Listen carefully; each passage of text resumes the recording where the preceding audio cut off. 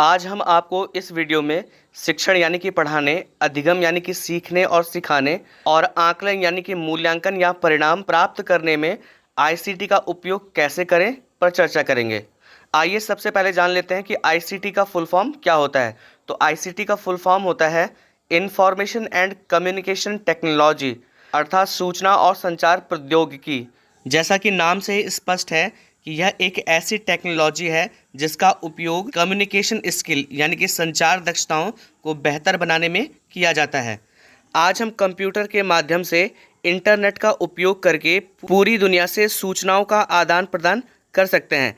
यह सब आईसीटी की वजह से ही संभव हुआ है।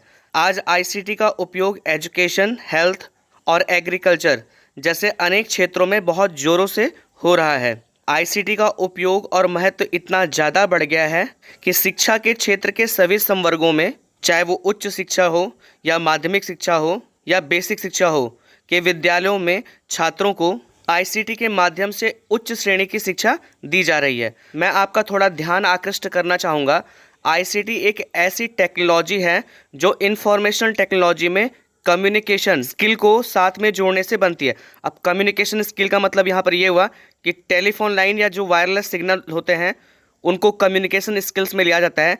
तो अगर हम इसे इंफॉर्मेशन टेक्नोलॉजी के साथ में जोड़ दें यानी कि आईटी के साथ में जोड़ दें तो ये बन जाता है आपका आईसीटी, यानी कि इंफॉर्मेशन टेक्नोलॉजी में हमने कम्युनिकेशन का जो स्किल है उसको जोड़ दिया है। तो आईटी में जो सी है, जो कम्युनिकेशन स्किल है, उसको जोड़ने से बन जाता है आईसीटी, यानी कि ये आईटी और कम्युनिकेशन स्किल का कॉम्बो है। आईसीटी के अंतर्गत computer, network, software, communication, transmission ये सब आते हैं। आज हमारा देश डिजिटल इंडिया की ओर बढ़ रहा है तो ये आईसीटी की ही देन है। आज पाठ्य पुस्तकें, आसपास का परिवेश, कक्षाओं की चार दीवारी और बाह्य परिवेश बच्चों के अधिगम संप्राप्ति में महत्वपूर्ण भूमिका निभाता है। इसके साथ ही साथ हमें यह भी सुनिश्चित करना होगा कि बच्चा स्वयं सीखने वाला, आत्मनिर्भर, समीक्षात्मक और रचनात्मक होना चाहिए। यहाँ पर स्वयं सीखने वाले से मतलब है कि बच्चा अपने आप सीखने वाला होना चाहिए, यानी कि खुद से करके सीखने वाला होना चाहिए। आत्मनिर्भर मतलब उसके अंदर सेल्फ कॉन्फिडेंस होना चाहिए। समीक्षात्मक, किसी भी विषय वस्तु की समीक्षा करने वाला, उस पर प्रश्न बनाने वाला होना चाहिए। और रचनात्मक मतलब क्रिएटिव होना चाहिए, उसके अंदर ये गुण होने चाहिए। इसमें आईसीटी एक महत्वपूर्ण रोल अदा कर सकती है। आईसीटी बताता है कि डिजिटल सूचना का निर्माण कैसे करना है जिसका उपयोग विद्यालयी शिक्षण में किया जाए, जिसे इस चित्र की सहायता से बताया गया है। अब देखिए, जो चित्र आपको दिख रहा है उसके सेंटर में डिजिटल सूचना लिखा हुआ है, यानी कि डिजिटल सूचना को बनाने के लिए जिन जिन कंपोनेंट्स की जरूरत है वो उसके चारों तरफ लिखे हुए हैं। इसमें देखिए सबसे पहला है सृजन, कि जो डिजिटल सूचना है उसका सृजन कैसे करना है। तो इसका सृजन आप लैपटॉप के थ्रू कर सकते हैं, स्मार्टफोन के थ्रू कर सकते हैं, कैमरे के थ्रू कर सकते हैं, आप इसको वीडियो की फॉर्म में बना सकते हैं, आप इसको ऑडियो की फॉर्म में बना सकते हैं, आप इसको पीपीटी की फॉर्म में बना सकते हैं। इसमें अगला जो है वो है संग्रहण, कि आप इसका संग्रह कैसे करेंगे। तो आप इसका संग्रह पेन ड्राइव में कर सकते हैं, एसडी कार्ड में कर सकते हैं, मोबाइल के स्टोरेज में कर सकते हैं, गूगल ड्राइव में कर सकते हैं, आप इसे यूट्यूब पे डाल सकते हैं, आप इसे फेसबुक पेज पे स्टोर कर सकते हैं, आप इसे व्हाट्सएप मेमोरी पे भी सेव कर सकते हैं। इसमें जो है वो है अगला पुनः प्राप्ति, कि आप इन सूचनाओं को कैसे प्राप्त करेंगे। तो जो ऊपर संग्रहण में जो जो फॉर्म्स बताई गई हैं आप उनके थ्रू इसे फिर से प्राप्त कर सकते हैं।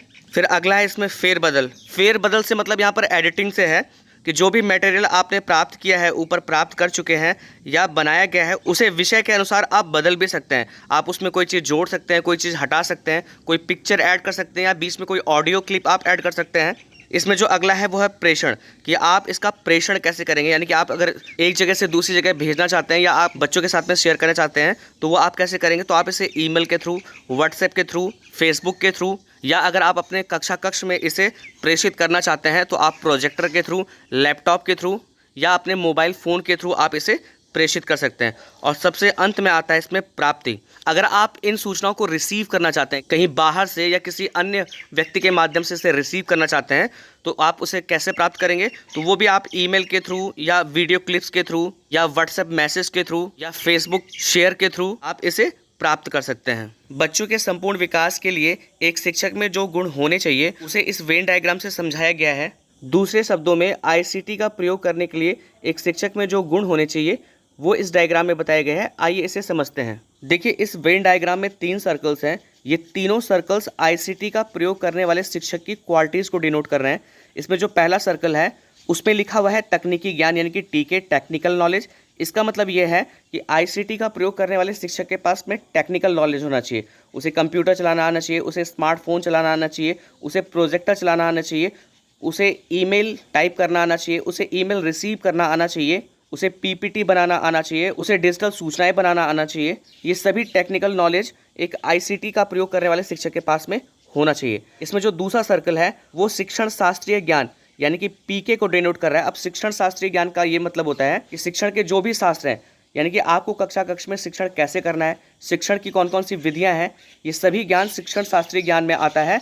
तो एक आईसीटी का प्रयोग करने के लिए एक शिक्षक के पास में शिक्षण शास्त्रीय ज्ञान होना चाहिए। अब देखिए इसके बीच में जो कॉमन पार्ट है जिसे एक एरो से शो किया गया है, वो एक ऐसे शिक्षक को डिनोट करता है जिसमें ये दोनों गुण होता है, यानी कि टीके और पीके दोनों होता है। तो देखिए इसके कॉम्बिनेशन को टीपीके लिखा हुआ है, यानी कि तकनीकी शिक्षण शास्त्रीय ज्ञान को डिनोट करता है। तो ये जो मिड का कॉमन पोर्शन है ये उस शिक्षक को डिनोट कर रहा है जिसके पास तकनीकी ज्ञान भी है और शिक्षण शास्त्रीय ज्ञान भी है। इसमें जो तीसरा सर्कल है वो विषय वस्तु ज्ञान यानी कि सीके यानी कि करिकुलम नॉलेज को डिनोट करता है, यानी कि आईसीटी का प्रयोग करने वाले शिक्षक के पास में विषय वस्तु का ज्ञान भी होना चाहिए। अब यहाँ पर विषय वस्तु ज्ञान का मतलब ये है कि आप जो भी विषय वस्तु लेकर कक्ष शिक्षण कर रहे हैं उस विषय वस्तु के बारे में आपको अच्छे से नॉलेज होनी चाहिए। अब देखिए शिक्षण शास्त्रीय ज्ञान और विषय वस्तु ज्ञान का जो कॉमन पार्ट है उसे आप कहेंगे पीसीके यानी कि शिक्षण शास्त्रीय विषय वस्तु ज्ञान। तो ऐसा शिक्षक जिसके पास ये दोनों क्वालिटीज़ होती हैं उसे पीसीके कहते हैं। इसी तरह से तकनीकी ज्ञान और विषय वस्तु ज्ञान का जो कॉमन पार्ट है यानी कि ये दोनों गुण जो जिस शिक्षक के पास में होते हैं उसे कहते हैं टीसीके यानी कि टेक्निकल करिकुलम नॉलेज। तो ये उस अध्यापक को डिनोट कर रहा है जिसके पास में, अब देखिए जो आदर्श शिक्षक होता है उसमें ये तीनों गुण होने चाहिए, और यहाँ का जो मिड पोर्शन है वो उस आदर्श शिक्षक को डिनोट कर रहा है जिसके पास में ये तीनों नॉलेजेस हैं, यानी कि टीके, पीके और सीके। तो ये जो आदर्श शिक्षक है इसे आप कहेंगे टीपीसीके यानी कि तकनीकी शिक्षण शास्त्रीय विषय वस्तु ज्ञान। तो आईसीटी का प्रयोग करने वाला जो शिक्षक होता है उसकी जो पोजीशन है वो ये मिड का जो कॉमन पार्ट है वो है। अब आइए बात करते हैं कि शिक्षण अधिगम एवं मूल्यांकन में जो आईसीटी के मानदंड है वो कौन कौन से हैं। तो इसके 4 मानदंड हैं। इसमें जो पहला मानदंड है वो है विषय वस्तु का स्वरूप, कि विषय वस्तु का स्वरूप क्या होना चाहिए। तो विषय वस्तु का जो स्वरूप होता है वो तथ्यात्मक होता है, वैचारिक होता है, प्रक्रियात्मक होता है, अपनी विचार प्रक्रिया के बारे में समझ होता है। तो इन विषय वस्तु के स्वरूप के अकॉर्डिंग हमें जो मीडिया है उसका प्रयोग करना चाहिए। इसमें जो दूसरा मानदंड है वो है संदर्भ, कि किसी भी विषय वस्तु को समझाने के लिए उसका संदर्भ कैसे बनाया जाए, उसकी व्याख्या कैसे की जाए, ये इम्पॉर्टेंट है। इसमें जो तीसरा मानदंड है वो है शिक्षण अधिगम के तरीके, कि जब भी हम कक्षा शिक्षण करते हैं और बच्चों से जो उनकी अधिगम संप्राप्ति है उसे प्राप्त करने की कोशिश करते हैं तो उसके जो तरीके हैं वो कौन कौन से हैं। और इसमें जो चौथा मानदंड है वो है तकनीकी उपकरण और ई सामग्री, कि शिक्षण अधिगम एवं मूल्यांकन में जब हम आईसीटी का प्रयोग करते हैं तो उसके लिए हमें तकनीकी तौर पे, उपकरण के तौर पे, और जो हमारे पास ई कंटेंट है उसकी हमें अच्छी नॉलेज होनी चाहिए। अब देखिए यहाँ पर जो ई कंटेंट की बात की जा रही है तो ई कंटेंट में जो जो कंटेंट आते हैं वो हैं, इसमें सबसे पहला है विषय यानी कि टेक्स्ट। आप जो भी विषय वस्तु को लेकर कक्षा शिक्षण कर रहे हैं उसका टेक्स्ट आपके पास में होना चाहिए। छवि यानी कि उससे रिलेटेड आपके पास इमेज हो सकती है, ऑडियो उससे रिलेटेड ऑडियो क्लिप्स हो सकती हैं, वीडियो उससे रिलेटेड विजुअल क्लिप्स हो सकती हैं, संवादात्मक इंटरेक्टिव किसी के द्वारा उस विषय वस्तु पर कही गई कोई स्पीच हो सकती है, एनिमेशन उस विषय वस्तु से रिलेटेड एनिमेशन हो सकता है, छद्म परिस्थितियों में प्रयोग सिमुलेशन, प्लस सिचुएशन में इसका प्रयोग कैसे किया जाना है उससे रिलेटेड कोई सेम कंडीशन। तो ये सभी सामग्रियाँ ई सामग्री यानी कि ई कंटेंट में आती हैं।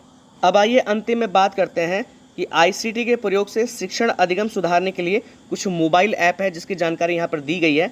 मैं क्रमवार इन्हें पढ़ देता हूँ। इसमें जो पहला मोबाइल ऐप है वो है एनाटॉमी 4D, दूसरा मोबाइल ऐप है ऑनलाइन लैब्स, तीसरा है क्विकर, चौथा है स्काई व्यू फ्री, पांचवा है आर्ट्स एंड कल्चर, छठवां है स्टार ट्रैकर, सातवां है PHET, आठवां है स्टॉप मोशन एनिमेशन, नौवां है स्ट्रीट व्यू और 10वां है कहूट।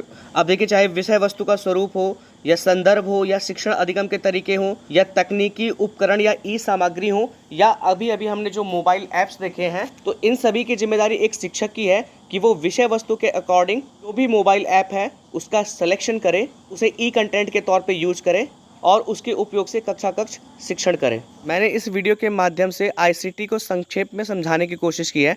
आशा करता हूं कि आपको समझ में आया होगा। अगर आप इसे वृहद रूप से जानना चाहते हैं तो अभी हाल में ही निष्ठा प्रशिक्षण हुआ था जिसमें आपको मॉड्यूल प्राप्त हुए थे। तो वॉल्यूम 2 के अंतर्गत जो मॉड्यूल नंबर 6 है वो पूरा आईसीटी के बारे में, वहाँ आप पूरा वृहद रूप से इसे जान सकते हैं। वीडियो देखने के लिए आप सभी लोगों का बहुत बहुत धन्यवाद।